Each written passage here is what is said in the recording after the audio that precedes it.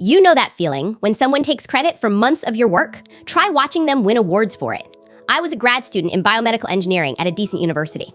My advisor, Professor Dalton Ashworth, seemed brilliant at first, really supportive, always encouraging my research on a new method for detecting early-stage pancreatic cancer.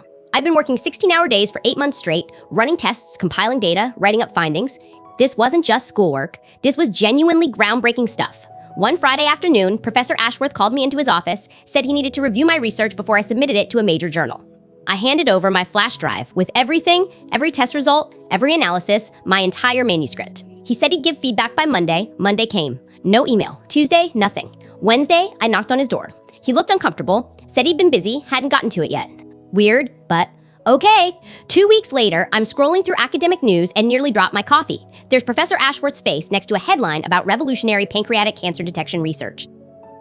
My methods, my data, my exact conclusions, published under his name alone in a prestigious journal. He'd even used phrases I'd written, word for word. I sat there shaking. This wasn't just theft, this was career murder. I could have reported him to the university, but that would have been messy, slow, and probably buried. I needed nuclear. First, I went to my apartment and grabbed something crucial, my backup drive. See? I'm paranoid about losing work, so I've been automatically backing up everything with timestamps. Every single version of every document, every email, every test result. I had proof I'd created everything months before his publication. But here's where it gets good. I dug deeper into Professor Ashworth's past publications, found something interesting. 3 of his previous papers had unusual similarities to work by former students who'd mysteriously left the program. I tracked those students down through social media. Turns out, I wasn't his first victim.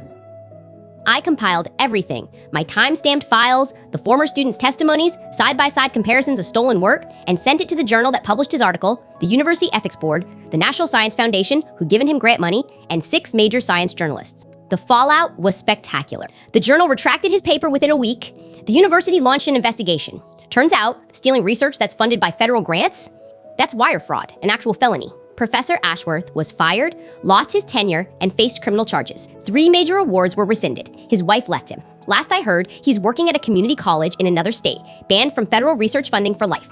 Meanwhile, the journal republished the research under my name. I got job offers from 5 universities. I'm now at a top research hospital, leading my own team, and our method is saving lives. Sometimes the best revenge isn't just getting even, it's becoming everything they tried to steal from you. What would you have done differently in my situation?